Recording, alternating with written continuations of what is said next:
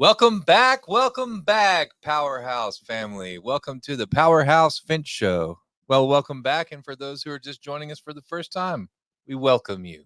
Thank you for being here. We were just talking about weird handshakes and those kind of encounters. Everybody's had them. There's all kinds of ways to deal with that. We were just at a trade show, and I had a few experiences there that were a little awkward, and I like to kind of go the extra mile and just make it that much more awkward by addressing how awkward it was. You know, if the handshake, it's really the only thing to do, right? Would you permit me to try that handshake again, please? Right.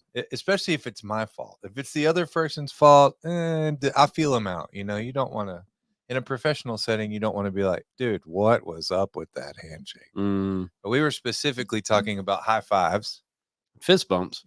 And if you're fist bump, it's kind of like, that's pretty casual. If it doesn't go well, I don't really care that much. High five, however, you got to commit. Yeah, for sure. And if you fail, it's worth going back in there and getting a good one. Right? Yeah, nobody wants a weak high five. No, I'm not walking away with that. I can't live with that. Maybe a weak handshake? Like, nah, not it's interested. It's like the pressure to do a good one, right? It's like, if I fail at this, I blew it. First impressions, man. So you're like, what do you do? Right. I've grabbed someone by the shoulder and be like, let me do that again. Hold on. Or just hold them there while I fidget to get it right. Yeah. I wanted to, if anyone steals this idea, great, because I've been talking about it for 20 years and never done it. But I wanted to write a book. The title is High Fives, Handshakes, and Hugs, a coffee table book. And it's just like little pictorials of the weird ways that you accidentally interact. I know you're not a hugger, but I'll tell you what, if you go to hug a person and they extend their hand for a handshake, that's an awkward hug. Yeah. It's always weird when it's like, you know, you kind of know people, but it's not like your best friends or anything. It's like, do we handshake? Do we hug? Do we high five? Or do we fist bump? And it's like, you know, a lot of times you like have two different ideas of what you're going to do too. And so, I just kind of default to high fives. I'm like, nope, that's close enough. Just high five me and we're good. High five by five. Yeah. All right. Well, welcome to the show, everybody. This is the PowerHouse Finch Show, where me, Zach Shue, and that guy, Dan Turbyville, talk about things pertaining to the commercial fence industry. And so this is episode something or other of season 2. I believe we're on episode 34. I think it is indeed 34. Good deal. Episode 34, titled Reno Rain and Insurance Requirements. Good stuff. We are live today. We are. I don't know if we're going to I didn't put the phone number on there. So Ilaria is absent today. We have no one to push the buttons and turn the knobs. Right. And so I'm kind of worried that if someone did try to call, it might not work. So if you want to call, save it for next week. Sorry. So I guess we're on autopilot. Yeah. Kind of. Yeah, it is. Or whatever. It's on autopilot. We're riding dirty. We've got no driver. Right.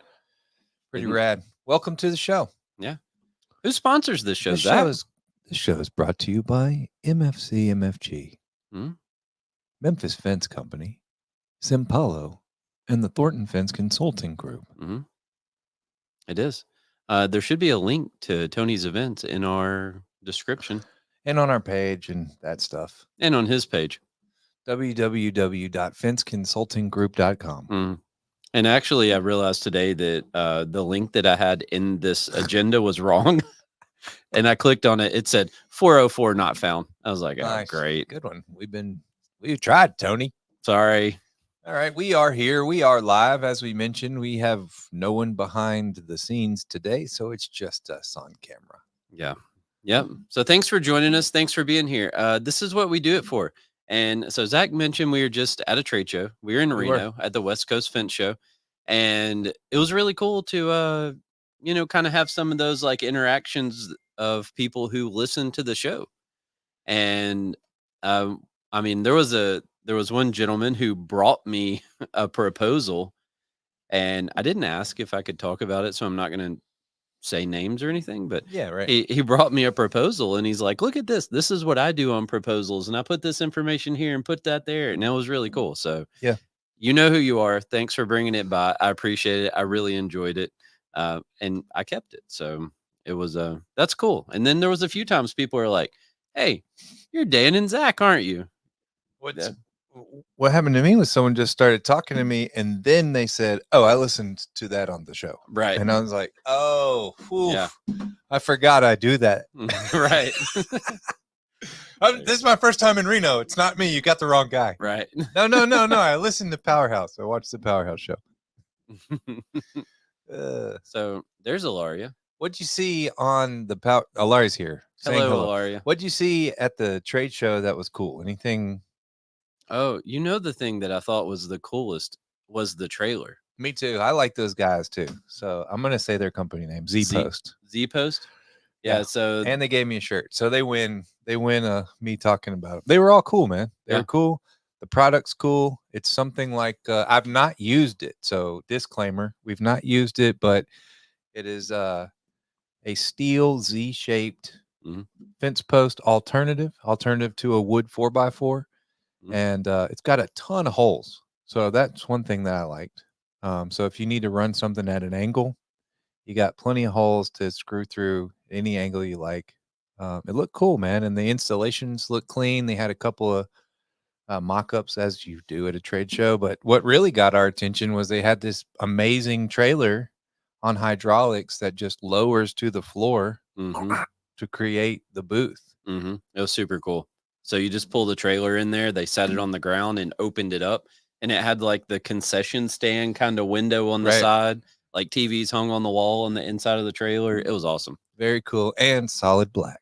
Yeah. Black on black on black. Yeah. So Dan Wheeler, the Fence Industry Podcast, he did a podcast with them from the show. Cool. And so if you want to learn more about the Z Post, you can go check that out. I think it maybe was, I don't know, from Monday or Wednesday. He does like 18 a week. So it was one of them earlier this week. But right. Other than that, we looked at the EZG stuff. Speaking of Dan Wheeler, he just commented. That man cannot finish a steak, I gotta tell you. No, he can't. But he tried. He ate half of it. Yes. So. Good luck. Good luck keeping up with me, Dan.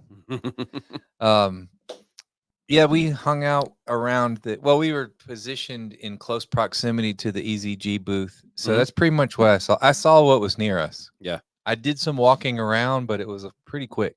Yeah. I was trying not to leave the booth unattended, and this wasn't one of those circumstances where we went as attendees. We went as exhibitors. And we didn't really take a giant group of people with us or anything, so it didn't afford us a ton of time to walk around. But kind of walked through, said hello to the people I knew, and kept on going. Yeah.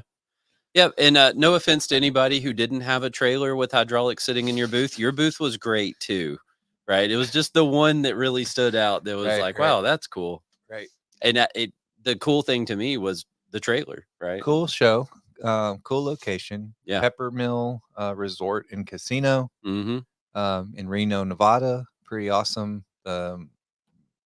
Surrounding area was cool. The trade show turnout was pretty good. I gotta say, Friday led me to believe Saturday was going to be have a lot more traffic than it did. But I think, we've talked at great length about the benefit of networking at these things. Yeah. And the fellowship around. Because I think, honestly, like we got more, I did. I got more, and I think, had more in-depth conversation about business and fence and stuff at the breakfasts and dinners and stuff that were adjacent to the show. Yeah, that's what we talk about, and that's what they call the intangibles, Right. And that's the coolest thing. Like if you go to a trade show and you don't know anyone there, I would suggest that you just meet some people. And like, it's really awkward. I'm not an outgoing person. I sit here and do this, but I'm really not an outgoing person. I mean, I think where we're eating. Right. I mean, you can say that. You don't have to use the Southern dialect, but it helps. Where are we eating? I'm just going to start walking up. Hey, I'm Dan. Where are we eating? Right. That's it, man.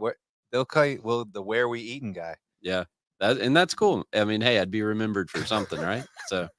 But yeah, I mean, I would urge you to meet some people and kind of, figure out if you might find yourself in a situation or two where you're sitting at a restaurant, a bar, something, just kind of shooting the breeze with people. And those are the those are the things that you can't put a value on, and it's really awesome. We've talked about it a lot. So, West Coast Fence Show, I counted 103 exhibitors. I went Nice. through the list and I Yeah, it counted said that there was 103. 500. I don't know what the heck I was doing. Yeah, So, whatever. that's okay. So I counted 103. I heard 1,000 or 1,200 people were registered. I have no confirmation of that. I have no idea, but those were kind of the number ranges that we heard from a couple different people. But I mean, being a regional show, man, the show floor was pretty big. It was. And there was quite a few people there. It was awesome. We rode and explored Reno a little bit, explored the surrounding areas of Reno. Yeah. And the scenery around was amazing. I think the rural areas were beautiful. And I had a pretty cool experience walking. I walked from pretty much into downtown from kind of the outskirts of town and walked through Midtown into downtown, and pretty walkable and pretty cool, man. Yeah. Not a bad place to go kind of bum around during the day. We both kind of go like to explore but we explore at different times. Yeah.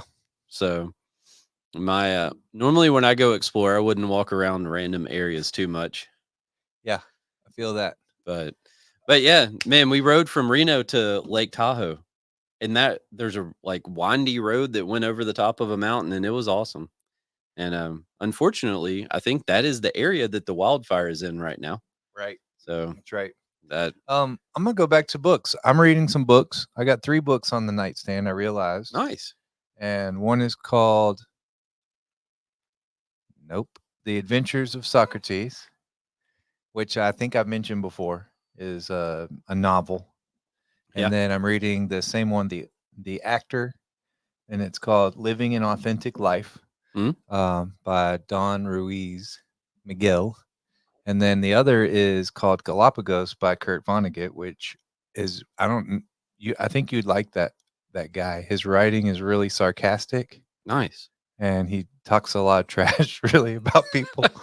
And it's sprinkled with some kind of underlying political ideas, but it's pretty funny. Yeah. I mean, he has there's an intense appreciation for nature and the outdoors, but a disdain for people. And I think I can identify with that, sometimes. So those are the 3 books that I realized I'm in the middle, and I kind of been reading some. The 2, Kurt Vonnegut and the Actor, the 2 that I'm reading. The other I'm reading to my son periodically, whenever I can headlock him into committing to do it. So that's cool, man. That's what I'm on. I'm also working on Tony's book, The 7 Strategies. I have nothing exciting to report like that. So yeah, well, I was sick yesterday, and I watched TV to the extent that I could stand it, and then I was like, you know what, I'm gonna crack one of these books again. And I think I'm really been into the turning the TV off and cracking the book thing. Oh, that's cool. It's cool, but I'd like to say it was, some moral effort or something like that, but it's mostly because I just want to sleep better at night. I think watching TV right up until bed is probably affecting my sleep, and so this is an effort I'm going to take to do something. Not to mention I want to read the books, but See, I'm the guy that like sits there and plays on my phone in bed. I think we all do. And then I just put my phone on the nightstand and I'll like play a TV show, but like turn the screen off. Right. So I just listen to it, and it's probably not good. I think it's pretty common. So, and I'm not trying to beat people up about watching TV to go to bed or whatever, but I'm trying something new. My sleep has been kind of inconsistent. It took me like 10 years to realize that drinking coffee until bed may be a thing that I should not do. Why? And so one day I was like, wait, I don't sleep well. Oh, wait, I drink coffee at 5 p.m., espresso. So now I'm looking at maybe I want to turn off the tube and like go to bed.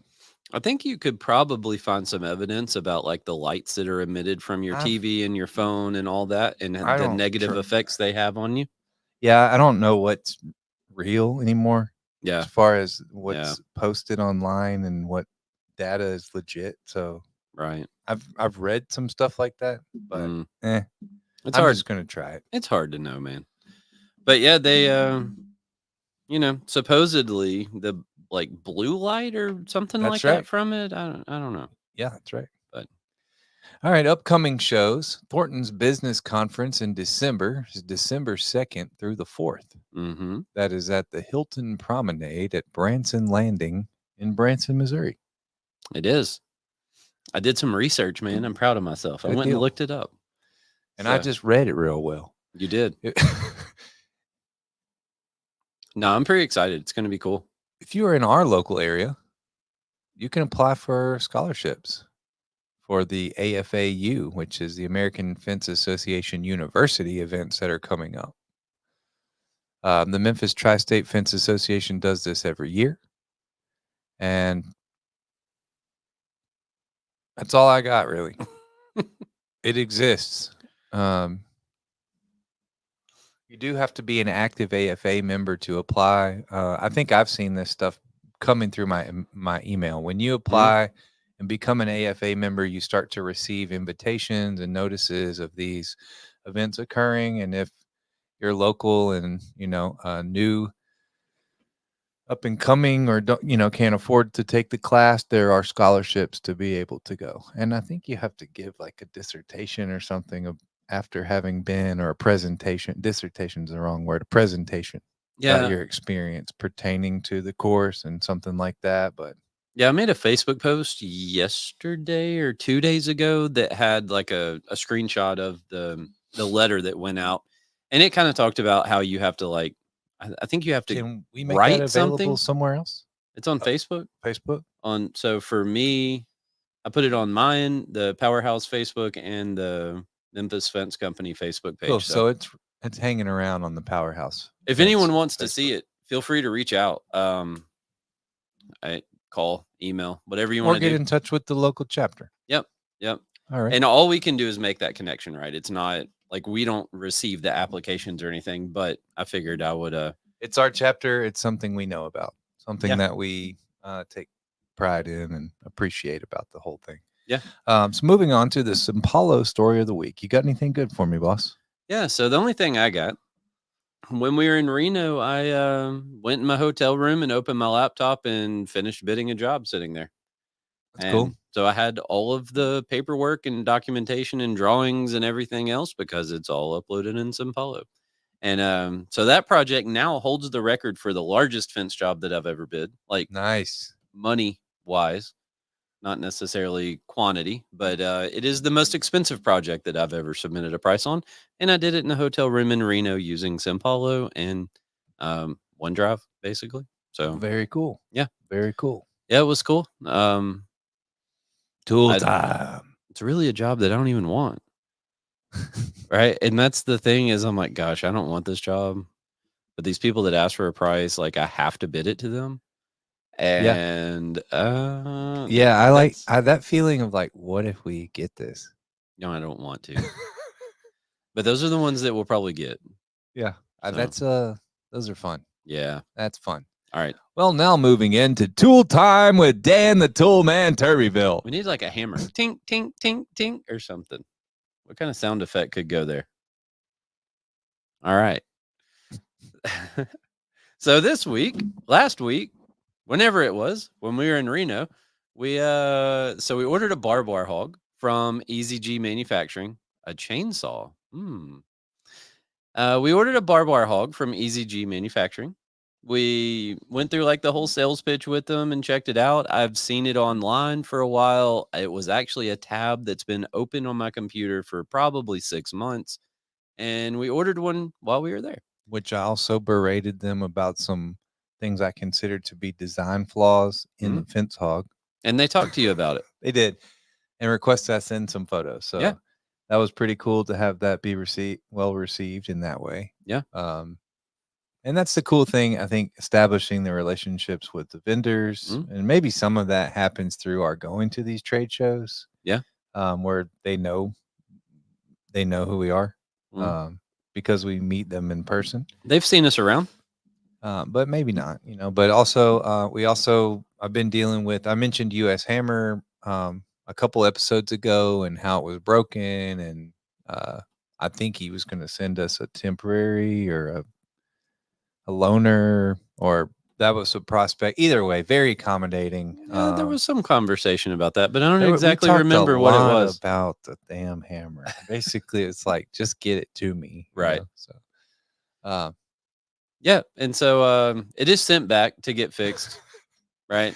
Yay. And we'll let you know. We were confident enough in that tool that we also ordered another one of those while we were in Reno. So. Right. Good point. Yeah. Good point. If we didn't believe in it, we would not have bought another one. Yeah. And the fence hog stuff, all of those things are awesome. Yeah. I mean, the ones we're using are great. Yeah. So Zach's, the issue we addressed with them was pretty minor, right? It wasn't like it didn't make it to where it didn't work or anything. No, like it worked. That. We just modified it to we work for us. And I thought they might like to know that. Yeah.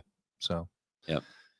But yeah, shout out to EZG Manufacturing. Shout out to US Hammer, who also just commented on here. And cool. Yeah, cool people. And I was thinking the Fence News folks, I like them. They're good people too. Cool. There's a lot of good people in this industry. So we have no Italian word for the week. Everything is affordable in 60 more like 90 easy monthly payments.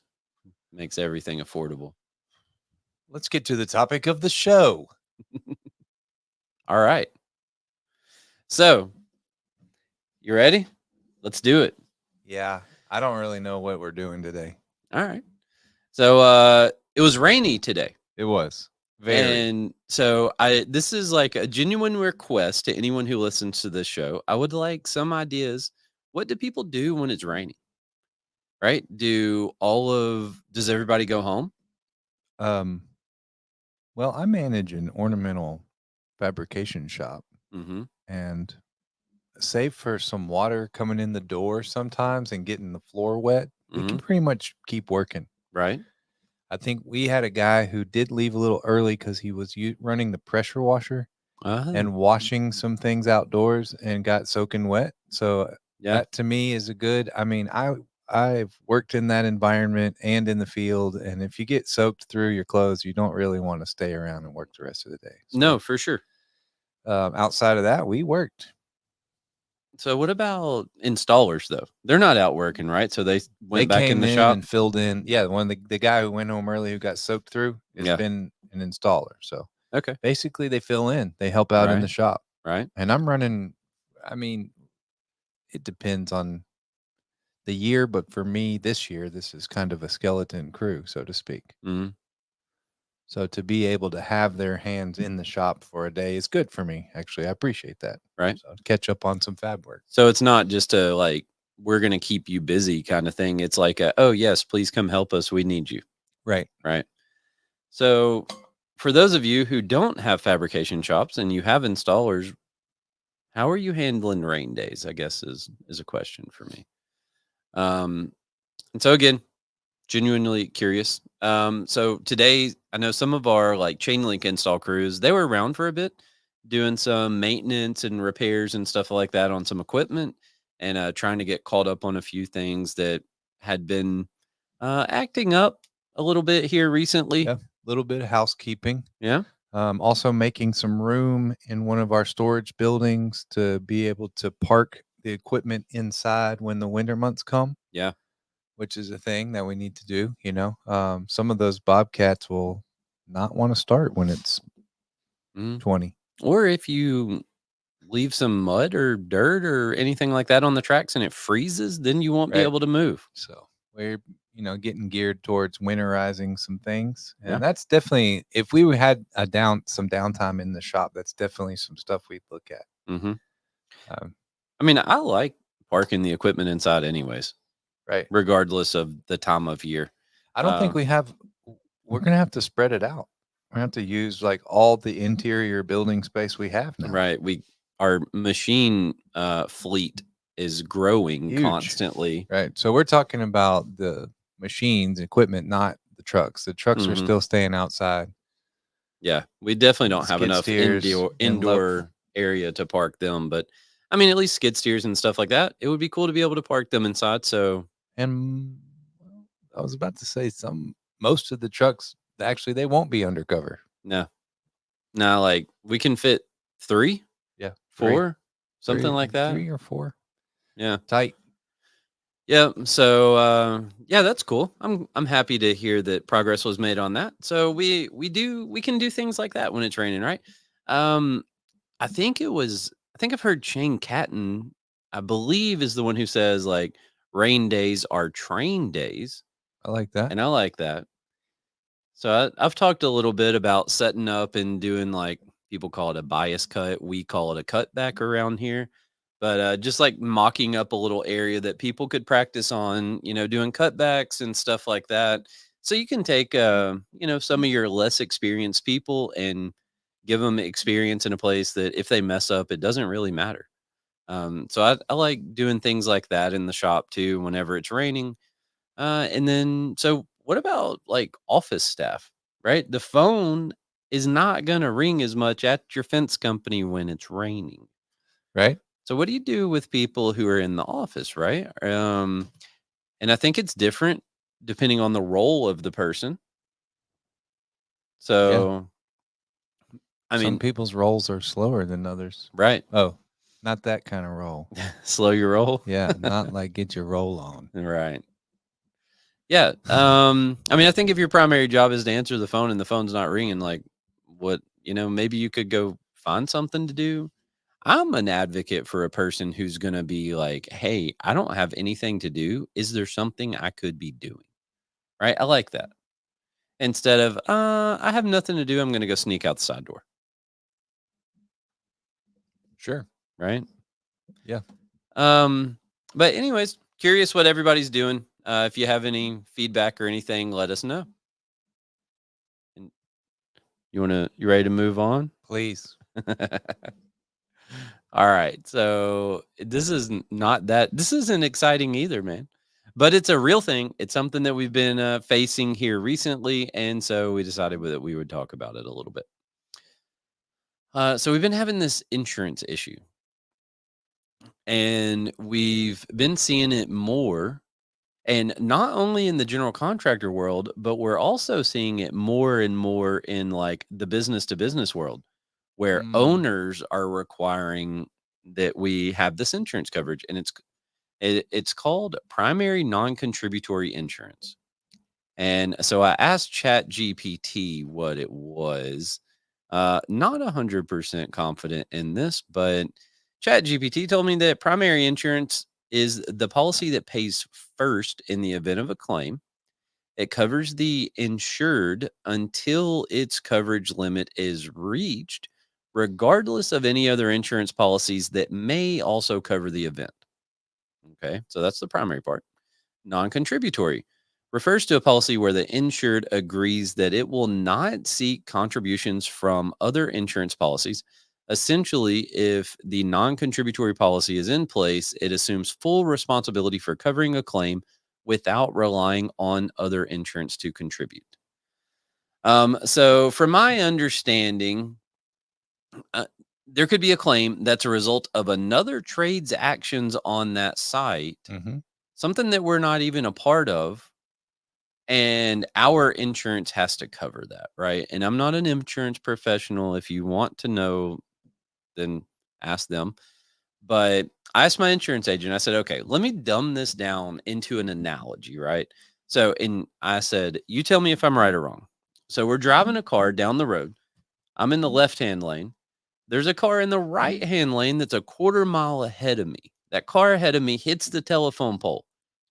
Right. I did nothing to cause that, but my insurance could be responsible for paying for that claim. And she confirmed that is correct under this primary non-contributory type coverage. So you can see that, or you can understand why an insurance company would want some extra money for that, right? Because they're providing insurance for other people where you're taking a primary position. So your insurance is going to pay first. You're providing insurance coverage for other people. So general contractors love to do this, right? General contractors want the subcontractors to finance the job, but they also want the subcontractors now to insure the job, right? So this coverage, That's right. yeah. And so that it's been a thing that we see off and on from general contractors for a while. I don't know, for as long as I can remember is what I mean by a while. And so what's unique now is some of the larger, more corporate, like business to business customers that we have, we're seeing it in their insurance requirements as well. And I This could be two different things going on, just for full transparency, right? So either A, it could just be something that they've started adding in there, or B, it could be something that was there before and nobody paid attention to it being there, and we just took their POs and we just rolled on. Right. That's what I think has probably happened. It maybe is. I think it's likely that I've just submitted my general liability enrolled. Right. And not really paid attention to the requirements that are on there. Right. Yeah. Because I didn't submit it to my insurance company to review. I just said, oh, well, we have that. Right. You know, send me a COI for this company, this project. And then no one checked. Right. So we rely a lot on our insurance brokers, Yeah. I guess. Our insurance agents, whatever that word is. We rely a lot on them. And so we frequently send them contracts and purchase orders and things like that we receive from other people and ask that they review the insurance requirements in there. And give us a COI for this coverage, basically. Yep.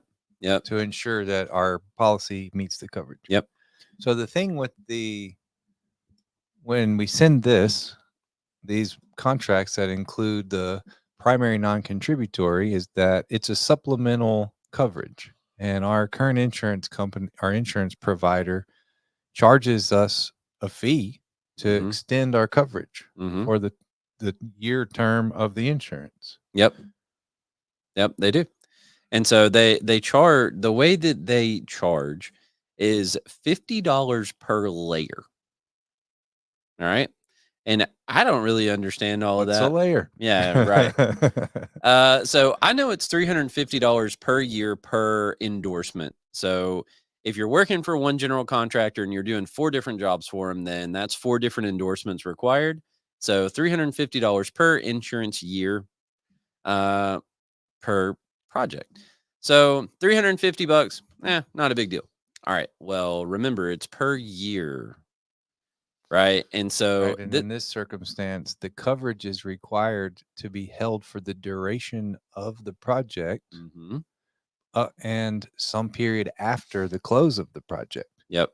That's right. And so I believe the statute of repose is the terminology that's used for the maximum duration that coverage can last after. And in Tennessee, that's 5 years. Right. 5 years. That's what I was going to say. In Tennessee, that's 5 years. That's wild, man. Yeah. And so I have one specific job right now that the contractor asked me to bid on this job. I got one sheet, right? You didn't get a full plan set. You didn't get specs. You didn't get all of this. So I said, hey, is this coverage going to be required if we are awarded this project? And they said, oh, no. It won't be on here. This owner doesn't care, blah, blah, blah. No special insurance. Okay, cool. So I sent them a price, $6,500. All right. Well, I sent them a few options, blah, blah, blah. They send me a contract for $6,500. And so then I go immediately to the insurance requirements, and guess what's in there? Yeah. Primary non-contributory. Yeah. I was going to try to make a joke, but no, just, yeah. And so I call the guy and I'm like, hey, excuse me, sir. You remember when we talked about this? Well, as it turns out, it's in there. And it's required for 5 years after completion of the project. The project is scheduled to last 12 months, right? So our insurance renews in October. So a little bit less than a month from now, our insurance renews. So if I buy this endorsement today for $350, I have to buy it again in October for $350. And then every October following that. And so I told him, I was like, man, really, the way that this project is structured, it could be 8 years, which results in $2,800 worth of added premiums. And that's assuming that the cost of it does not increase over the course of the next 8 years. Right. And I was like, it's a $6,500 job. I'm not paying $2,800 for extra insurance coverage. Right. And so we've been kind of going back and forth. And so what really fascinated me was that basically he didn't know what it was. Right. He's like, man, I don't know. I just, send people the contract. It's the same contract. I just work here. Right. So he goes and asks around in his office, and they're like, they said that 90% of the people that they subcontract to send him one certificate a year. And he's like, why can't you just send me that one certificate? And I was like, no, it doesn't work that way. It says we have to have the owner as an additional insured, the designer as an additional insured, the general contractor as an additional insured, which makes it project specific. And we have to provide primary non-contributory coverage. So that means it's project specific coverage for this job. Right. So then here's what really got wild to me. The guy says, well, what if you just ignore it and just send me your normal insurance? I said, what? Right. So it's $1 million per occurrence is what's required on there. And I was like, I'm not very interested in rolling the dice and if a claim happens and this thing goes through the court system, I was like, now you're looking to me to write $1 million check because I did not provide the coverage. I'm not taking that chance for $2,800 either. Right. Right. And so it's a messy thing, man. It's crazy I don't know. It's crazy to be a part of all that. And it's crazy that he told me a story about another sub that he hired and he said their contract was $1,400. Yeah. Sounds like the job just went up to $9,300 to me. Yeah. Right. And they don't like that. Well, right. That we went through that a month ago and we just get somebody else. Exactly how it turned out.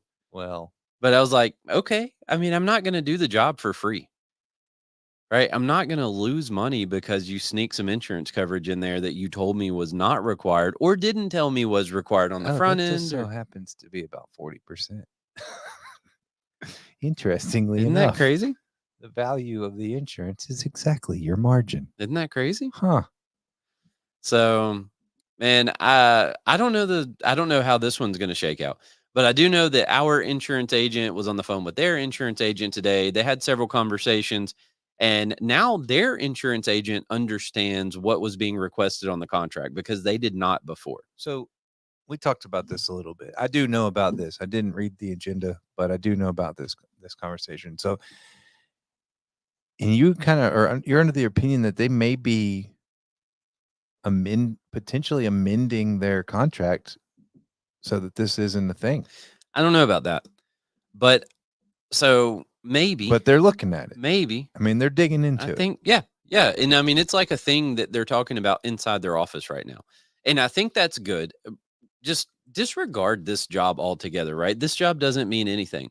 But if this situation happened and there was 30 different subs on a project and all 30 of these subs, I mean, I don't know what kind of worst case scenario type thing could happen or whatever, but let's say hypothetically it did, and all 30 of these subs got hit with this $1 million that they're supposed to be providing per the contract. Well, the general contractor or their insurance company or the owner, none of them are just going to say, oh, don't worry about it. We're going to cover it. Right. Right. And so they're going to look to all 30 of those subs to pony up their $1 million. And if they don't have the coverage, then that's just coming out of their pocket. And this is not like a giant general contractor. They're probably not working with many subs that are doing, $50 or $100 million a year that could afford or survive something like that. Right.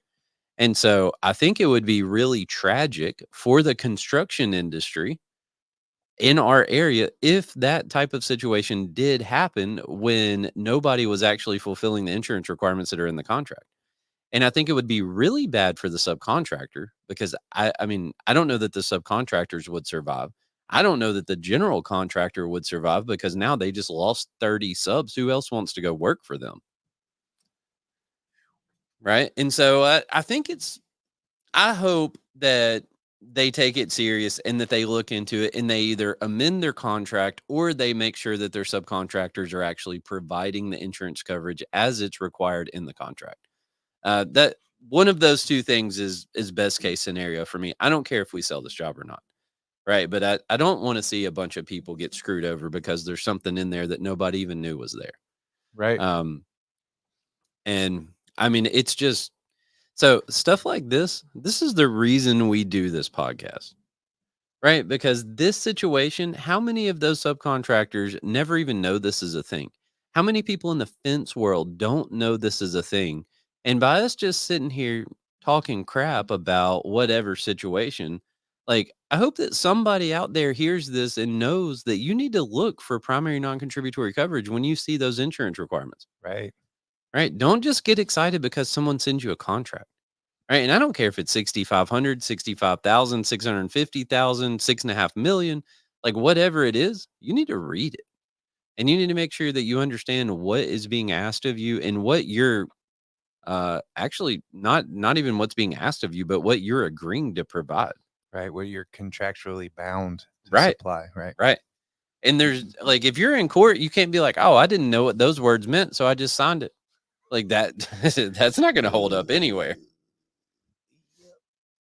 Right? So just man, it's not something to be scared of, right?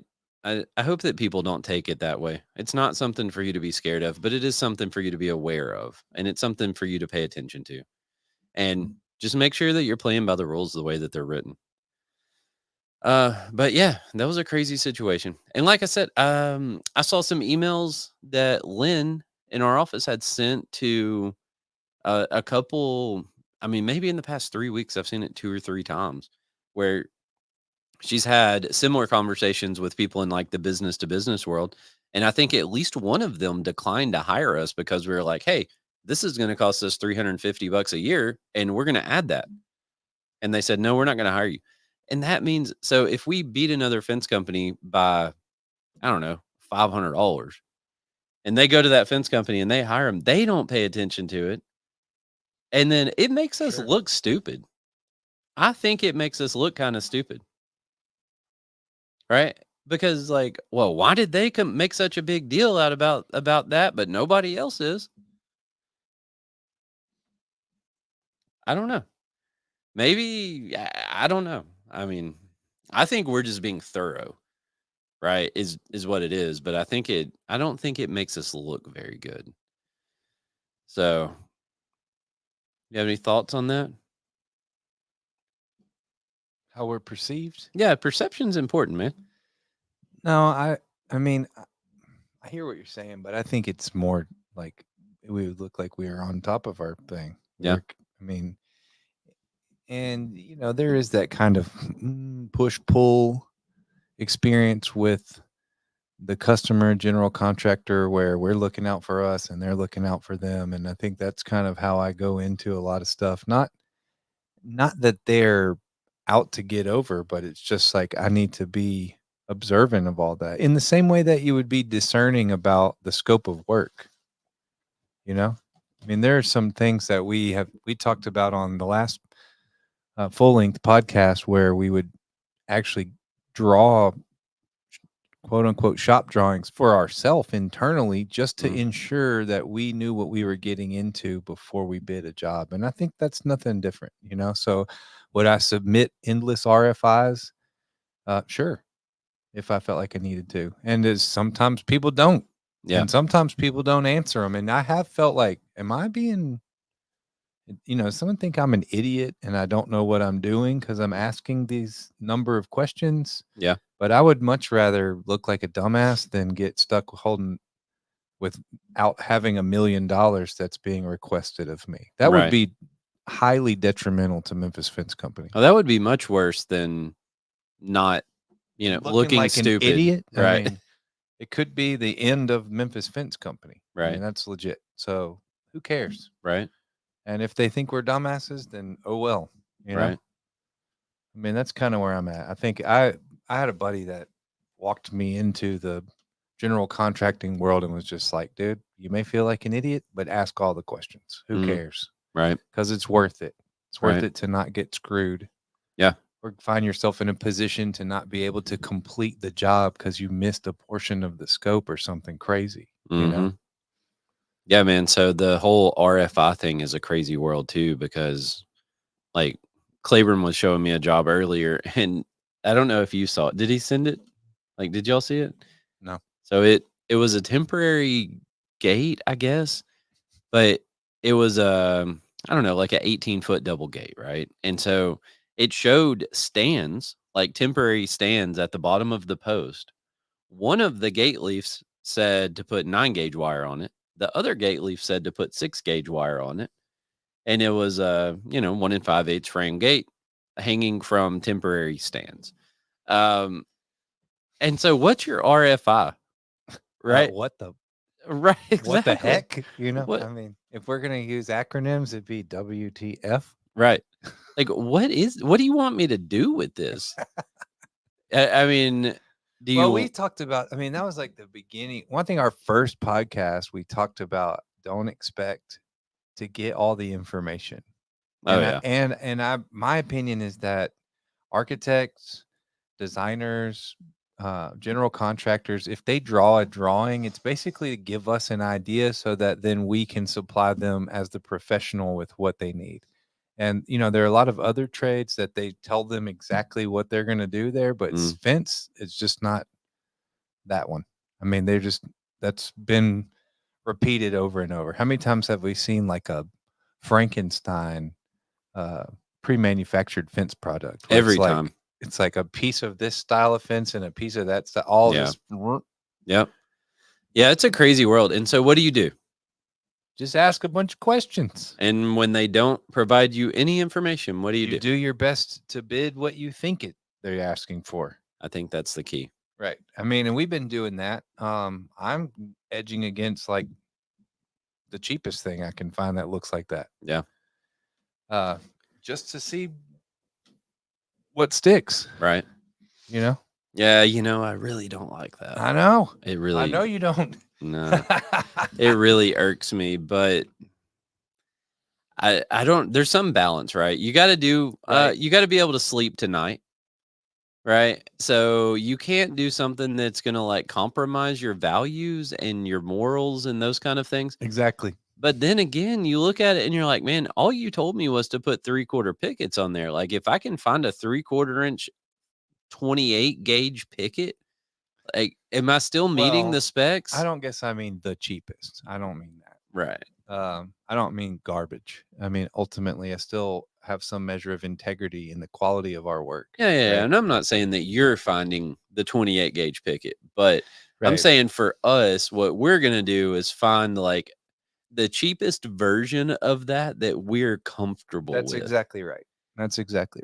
And so I think where our compromise is, if our comfort level is at level 5 or our comfort level is at level 7. Right. Is where I tend to be more like a level 8 or 9 is what I want to do. Right. 10 is ideal, but I mean, I kind of want to like edge down there to like 8 or 9. And so I think kind of a little bit of what we've been doing is exploring more of like that 6 or 7 world. But we've also had the conversation. Go back to the Toyota way of giving the customer more than they want is waste. Yep. And I think I'm 100% guilty of that. Right. There's no doubt. Me too, man. Me too. And that's been an interesting shift in the way that I've been looking at least bidding jobs recently. I don't know that I've fully transitioned out of that, but it's like I still want to give them more than they expect. I want to install every fence job as if it were my own. Right. And if it were my own, I wouldn't put that crap up at my house. I don't like that whole thing. And so if I can look at it and be like, if I was on a tight budget, I'd probably put that up for myself. Then as long as I can kind of pass that test, I'm okay with it, But I definitely don't ever want to look at anything we do and be like, I would not install that trash. Not at all. Well, I think we've digressed a bit, and we could easily get a little further off track with just kind of talking trash about styles of fence and preferences and things like that. So I think the meat of the show has been complete. Yeah. I appreciate everybody who tuned in. I'm going to run through the list. So Laria waved. Let's see. Dan Wheeler joined in. What's up? Yes, I ate a full steak next to him while he ate 3/4 or less than 3/4 of his steak. Lista Turbyville, chainsaw. Somebody of US Hammer, which we really like the hammers just again. And so thank you guys for chiming in. Anybody who's listening now to the recorded version, we really appreciate you, and especially all the people who we've had the opportunity to meet in public. Any kind of interaction with our audience is fantastic. You guys are the reason that we do the podcast. Yep. That's it. You got any comments, questions, concerns, ideas for guests, want to be a guest, have something you want us to talk about, any of those things, feel free to reach out. We'd love to hear from you. Thanks again. We look forward to seeing you guys next week. Live at 5. See you next time.